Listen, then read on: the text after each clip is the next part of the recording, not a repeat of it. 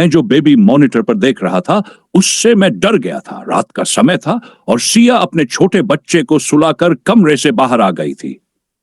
बच्चे का baby monitor उसकी नजर के सामने था और उसे उसकी हल्की हल्की आवाजें सुनाई दे रही थी। एक शांतिपूर्ण रात का आनंद लेने के लिए सिया सोफे पर बैठी थी, लेकिन तभी कुछ अजीब हुआ। बेबी मॉनिटर में बच्चे की आवाजें बंद हो गई। सिया चिंतित हो उठी और तुरंत मॉनिटर को देखा। उसकी आंखें फटी की फटी रह गई। मॉनिटर पर बच्चे के कमरे में कोई और था। एक आदमी जो अंधेरे में छुपा हुआ था धीरे धीरे बच्चे के पास बढ़ रहा था। सिया ने जल्दी से मॉनिटर को बंद करने की कोशिश की, लेकिन उसका हाथ कांप रहा था। उसने एक पल के लिए मॉनिटर को वापस देखा और अब उस अजनबी व्यक्ति का चेहरा बिल्कुल पास था, सिर्फ 1 मीटर दूर घूरते हुए। सिया की चीख निकल गई, लेकिन तभी उसने महसूस किया कि मॉनिटर फिर से शांत हो गया।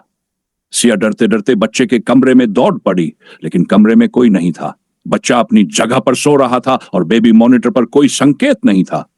अब सिया को समझ में आया कि वह सिर्फ डर का शिकार हो गई थी या फिर कुछ और था जो उसकी आंखों के सामने था। उस रात के बाद से सिया और उसके परिवार के साथ कुछ अजीब घटनाएं होने लगी।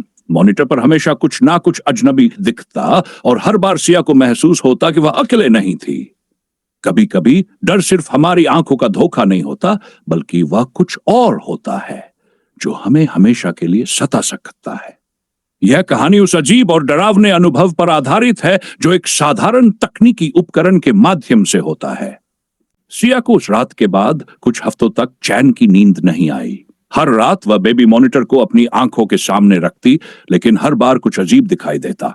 कभी हल्की सी आहट, कभी अंधेरे में कोई साया।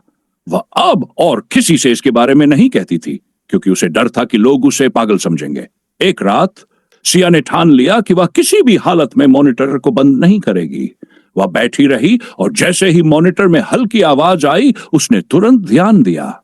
बच्चे के कमरे में फिर वही अजनबी साया था। वह व्यक्ति धीरे धीरे बच्चे की पालने की ओर बढ़ रहा था, जैसे वह कुछ ढूंढ रहा हो।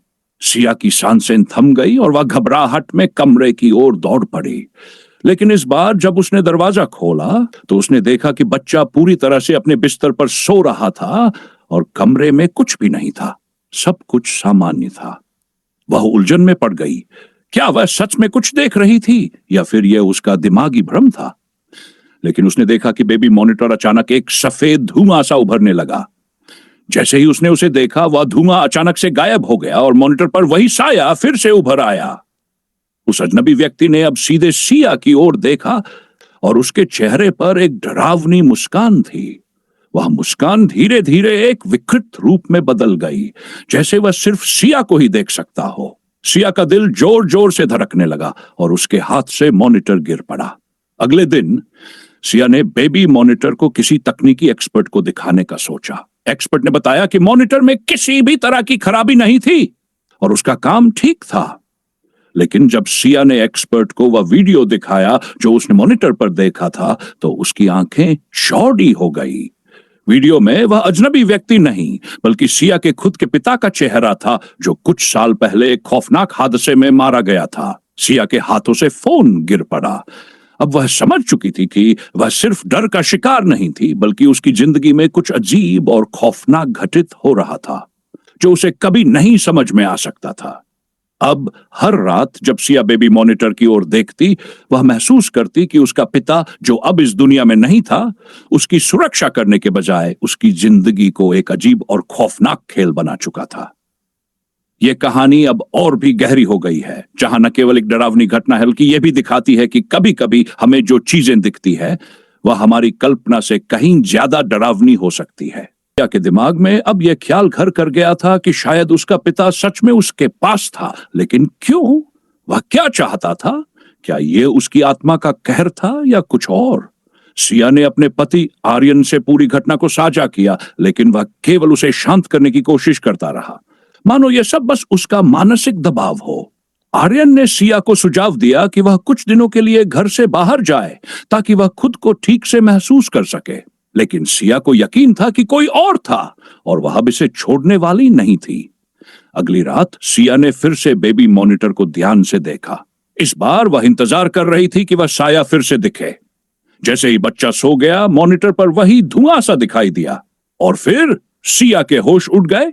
जब उसने देखा, वह आदमी अब बच्चों के कमरे में नहीं था, बल्कि उसके अपने कमरे में खड़ा था, जैसे वह उसके सामने आकर कुछ कहना चाहता हो।